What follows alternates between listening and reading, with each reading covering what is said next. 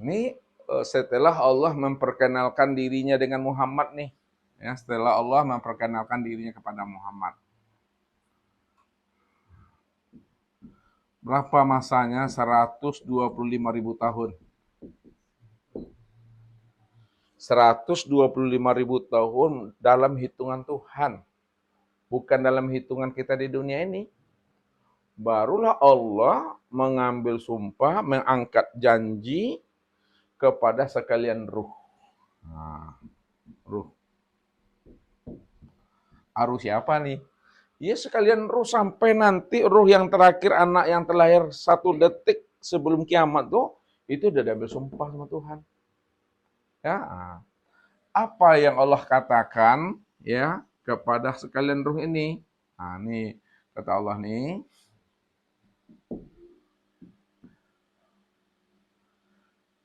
alastu birabbikum, birabbikum.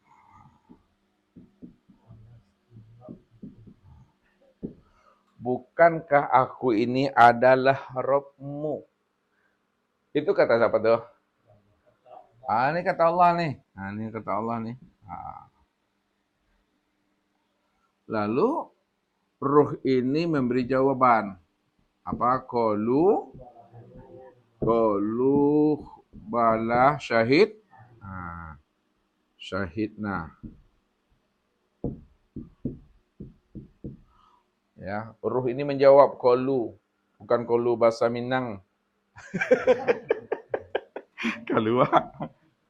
Qalu berkata, ya. Ruh itu berkata, memberi jawaban kepada Allah, bala syahidna. Benar ya Allah, Engkau adalah Rabb kami, kamilah yang bersaksi. Bagaimana perjanjian ruh dengan Tuhan sebenarnya? Ya, perjanjian ruh dengan Tuhan itu kan Allah itu kan bertanya kepada ruh itu 3 kali bertanya, lalu ruh itu menjawab juga 3 kali jawabannya. Jawaban ini yang mesti kita pahami nih. Kita tidak tahu nanti apa jawaban terakhir kita dengan Tuhan itu. Kita lihat kalau kita runut dia, ya kalau bala saidna itu, ruh ini, ya. Pertama, dia berjanji kepada Allah, ya, bahwa dia itu benar-benar beriman kepada Allah. Makanya ada kita ini manusia yang lahirnya dalam keadaan iman, ya, lahirnya dalam keadaan iman, karena ayah bundanya iman, orang muslim gitu maksudnya. Nanti dewasanya dia tetap dalam keadaan iman, dan akhir kesudahannya juga dalam keadaan iman. Akhir kesudahannya juga dalam keadaan iman, maka itu adalah surga bagi dirinya. Surga tuh. Lahir dalam keadaan beriman, dewasa beriman, mati pun dalam keadaan iman, akhir kesudahan tempat tinggalnya nanti itu adalah surga. Ada juga kedua, lahirnya dalam keadaan iman,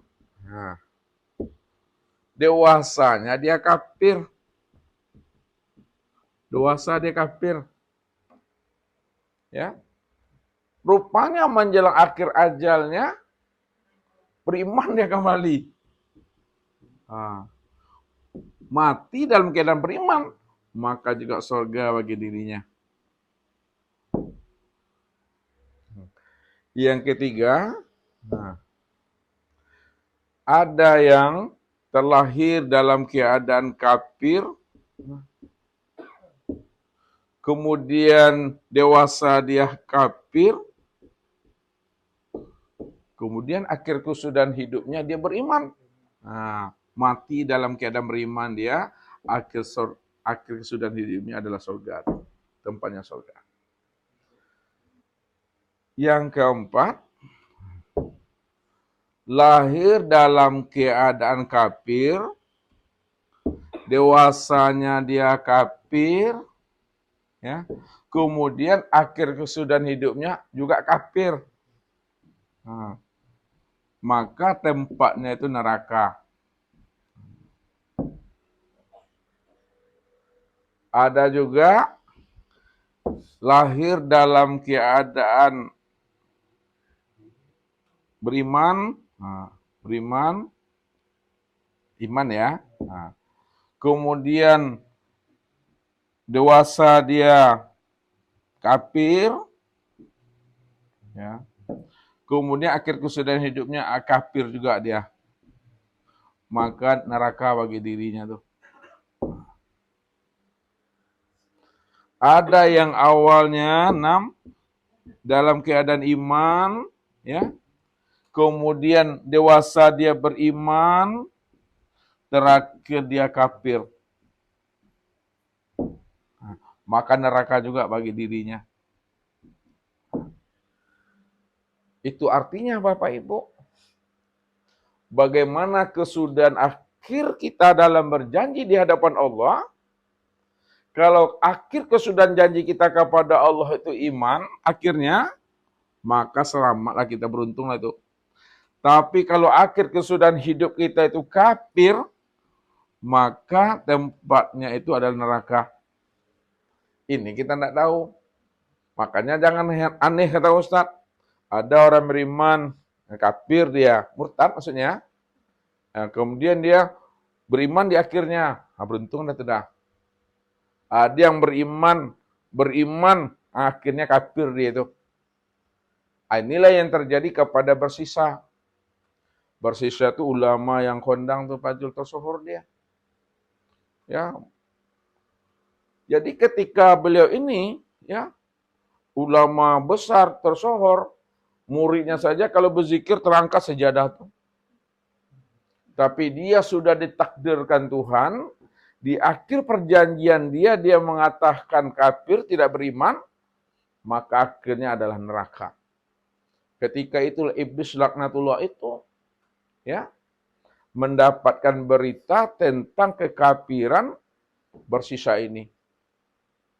Lalu dia menyamarlah, ya, menjadi tamu, ya, bagi bersisa ini. Datang dia ke rumahnya, dia mengaku seorang musafir, dan dia ingin bermalam beberapa malam di sana. Tapi apa yang dilakukan oleh tamunya tadi, iblis tadi, ya, yang menjadi sosok manusia, malam dia tahajud. Tamunya itu malam tahajud. Pagi dia itu puasa. Kemudian dia mengkhatamkan Al-Quran menjelang maghrib. Itu yang dilakukannya beberapa malam sampai 3 malam. Ya. Jadi ketika itu, bertanyalah bersisa ini. Ya, kenapa setiap bersisa itu tersentak bangun malam, dilihatnya tamunya itu dalam keadaan sujud selalu. Sholat nanti, sampai sholat subuhnya. Paginya dia puasa, kemudian dia mengkhatam Al-Quran. Lalu ditanya oleh bersisa, wahai saudaraku, apa amalan kamu yang membuat kamu itu, ya, mampu beribadah senikmat mungkin kepada Allah, sedangkan aku ini sebagai ulama besar di sini tidak mampu beramal sama seperti amal kamu. Ya, beritahulah kepada aku apa resepnya sehingga kamu merasakan nikmatnya kamu dalam beramal kepada Allah, sehingga hatimu senantiasa bermanja-manja dengan Tuhan. Padahal aku sebagai ulama besar tak mampu melakukan amal seperti kamu itu. Beritahulah kepada aku bagaimana caranya supaya aku juga bisa beramal sama sepertimu. Aku bisa merasakan nikmat dan lezatnya beriman kepada Allah itu. Baiklah wahai Tuhan bersisa katanya. Ya, aku ini, ya, baru merasakan nikmatnya dalam beribadah, nikmatnya dalam sholat, nikmatnya dalam beramal, ya, aku melakukan perbuatan maksiat lebih dahulu.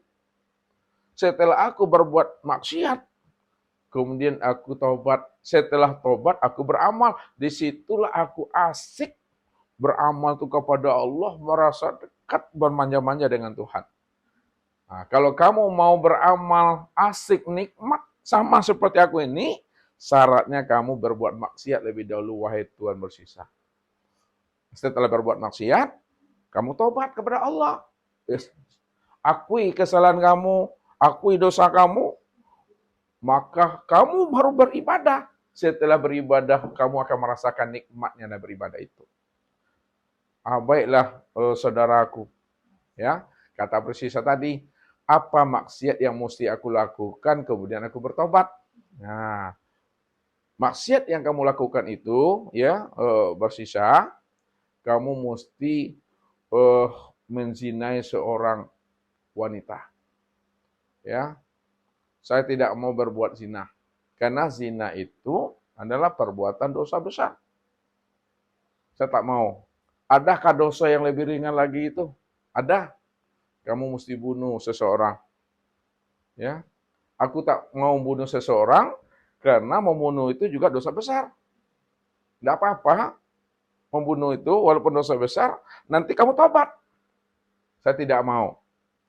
Nah, adakah yang lebih ringan lagi daripada membunuh itu? Ada. Kata iblis tadi yang menyamar tadi. Kamu mesti melakukan minuman khamar. Baiklah kalau minuman khamar saya mau.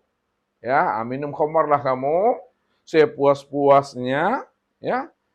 Habis minuman khamar, kamu tobat kepada Allah dan kamu baru bisa merasakan nikmatnya dan beribadah nanti setelah kamu bertobat itu. Lalu datanglah seseorang perempuan, ya, menjual arak minuman itu, lalu dibelilah oleh Persisa. Setelah dibelinya, minumlah dia, ya, ditemanilah oleh setan tadi itu yang menjelma sebagai manusia, tamu tadi. Dah 5 botol habis, barulah ada teler dia. Mabuk. Ketika dia mabuk itu, disitulah dia menzinai orang yang penjual khamar tadi itu. Minum-minuman tadi. Padahal dia tidak mau berzina. Tapi karena dia dah telat, kan akal tak berfungsi lagi. Maka dizinailah perempuan itu. Setelah dizinainya perempuan itu, muncul rasa takut. Nanti ketahuan. Ya kan? Ketika khawatir, takut ketahuan oleh masyarakat dan penduduk, maka disuruhlah oleh setan tadi, wahai Persisa, supaya kita tidak ketahuan, kamu melakukan perbuatan zina itu, bunuh dia. Padahal dia tak mau bunuh. Akhirnya dibunuhlah wanita tadi. Sudah dizinainya dibunuh. Padahal dia mau bunuh juga takut gitu. Tak mau. Terjadilah bunuh. Setelah terjadi pembunuhan itu dan pemerkosaan, maka yang iblis tadi, ya, melaporlah dia kepada masyarakat bahwa ada pembunuhan dan pemerkosaan. Tertangkaplah Persisa tadi. Ya. Tertangkap lalu dibawa oleh pemerintah. Dihukumi situ, diadili. Ketika itu Persisa itu mau dijatuhi hukuman gantung. Ya, hukuman salib. Ya. Lalu datanglah tamunya tadi, setelah Persisa sudah mendapatkan hukuman oleh pemerintah, ya, diikat di tiang salib itu, gantungan itu, apa kata tamunya? Wahai Persisa, maukah kamu aku selamatkan? Apa kata Persisa tadi? Wahai saudaraku, engkau betul-betul laknatullah. Engkau adalah laknat. Ya, mudah-mudahan kamu dikutuk Tuhan. Apa katanya tamunya tadi? Aku ini jangan engkau kutuk. Sebenarnya kamu yang dikutuk Tuhan. Kamu sudah berbuat zina, membunuh lagi. Lalu kamu katakan juga aku ini terkutuk. Kamu yang terkutuk sebenarnya. Sekarang aku memberikan solusi buat kamu. Aku ingin menyelamatkan kamu. Kalau kamu mau ikut perintah aku akan selamatkan kamu terbebas daripada hukuman gantung ini. Ya, baiklah, aku ikut kamu. Bagaimana caranya? Caranya itu, kamu akui aku sebagai Tuhanmu dan tolaklah Allah sebagai Rabbmu. Disitulah Persisa tadi itu sebagai seorang ulama, adojo takut matinya Bapak Ibu. Dia takut mati, bagaimana dia ingin selamat? Baiklah wahai saudaraku, aku akui kamu sebagai Tuhan dan aku tolak Allah sebagai Rabbku. Ketika dia mengakui setan tadi menjadi Tuhan, menjadi Allahnya, Allah ditolaknya sebagai Tuhannya, ketika itulah Persisa itu dalam keadaan kafir. Dan murtad tuh. Ketika dia murtad, tepuk tanganlah setan tadi itu. Bodoh kamu hai bersisa, ya. Aku ini iblis. Walaupun aku ini iblis menjelma untuk menipu kamu, aku masih yakin bahwa Allah itu adalah Tuhan semesta alam dan Tuhan yang menciptakan akan diriku. Tapi kenapa kamu bertuhan kepada aku lalu kamu tolak Allah sebagai Rabbmu? Aku berlepas diri di hadapan Allah tentang hal ini. Nah, ketika itulah bersisa dalam keadaan kafir, dalam keadaan murtad, pada saat itu iblis itu pun pergi di hadapannya, goodbye bersisa. Barulah bersisa ini mendapatkan hukuman dari pemerintah, hukuman mati. Inilah mati dalam keadaan kafir. Padahal dia itu ulama, beriman, ya beriman, lalu ujungnya adalah kafir. Akhirnya neraka bagi dirinya. Ini kita tidak tahu. Proses suruh kita ini kita tidak tahu. Apakah iman, tetap juga iman, atau tetap juga iman. Atau iman, ya beriman, iman, kafir nanti kita tidak tahu. Karena kita tidak tahu, maka disitulah Allah suruh kita ini, hendaklah kita selalu istiqomah, berjalan di atas hidayah dan petunjuk Allah.